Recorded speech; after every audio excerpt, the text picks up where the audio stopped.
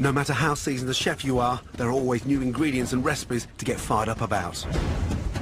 Do not touch it.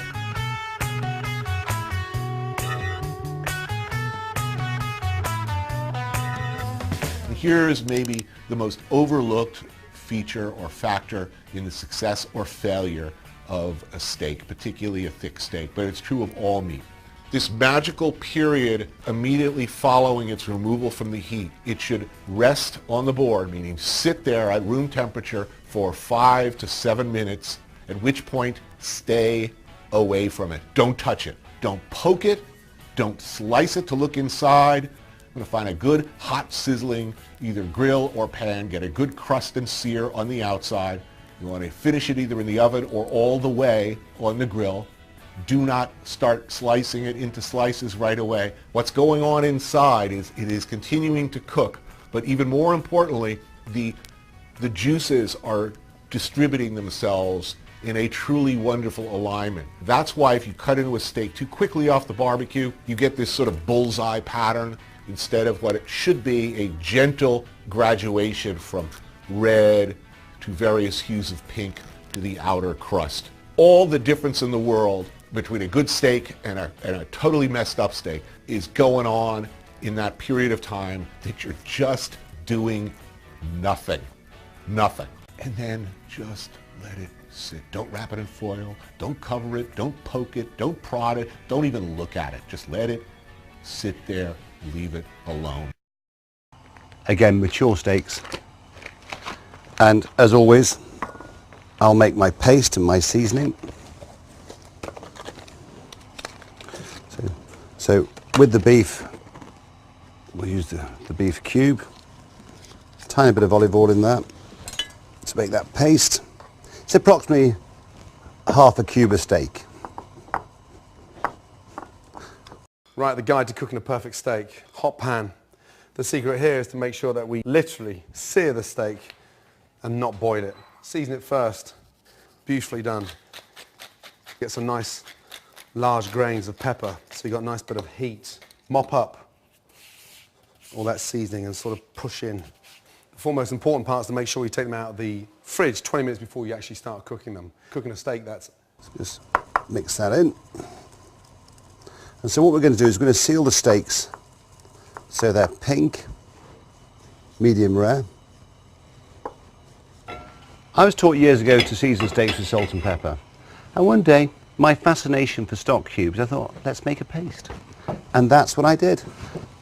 Stone cold in the centre, you're going to have to overcook it on the outside. Pan's just started smoking. Touch of oil in, roll that round, and then just lay the steaks away, always away from you, and let the pan do the work. I made a paste. I tried it. I seasoned one steak with salt and pepper, and one steak with the seasoning paste. And the seasoning paste works better every time. That's the kind of noise you want to hear in the pan every time. That nice sear. Again, pair of tongs. So we need a very hot pan to create that caramelization. So what we're going to do is seal the steaks, caramelize them, seal them on the plate.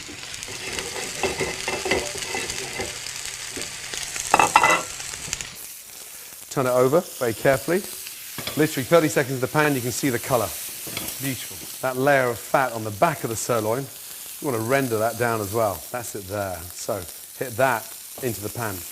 Use the pan to your advantage. Tilt the pan, let all that hot fat, olive oil run down the back, and it starts to sear the steak even better. Back in with the steaks, and there we are. This is more a traditional. You can put a little bit of garlic in. Nice little flavour of the steaks. Doesn't need to be peeled. Just lightly crush and then that gives a really nice flavour to the steak. Turning every minute so you've got that nice even colour. Go home Saturday night, me and the wife, peppered steak. And if you're turning your steaks every minute, it starts to cook evenly. A little bit of thyme. It's really nice to get that nice fragrant smell of thyme. A touch more.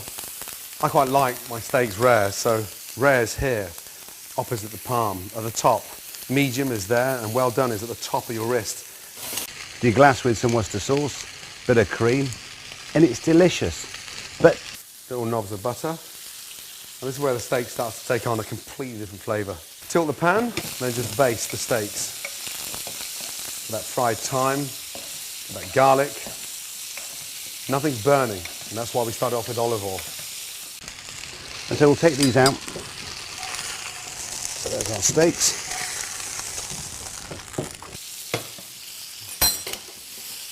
Get the garlic and sort of brush the garlic over. Off with the gas. Generous amount of Worcester sauce, and then just add some cream, some green peppercorns, optional. Put the steaks back in. Take them out. Beautiful. Let them rest. And off. And then from there, slice. Rare, going on to medium rare. Delicious. And there's steak au poivre. There we are.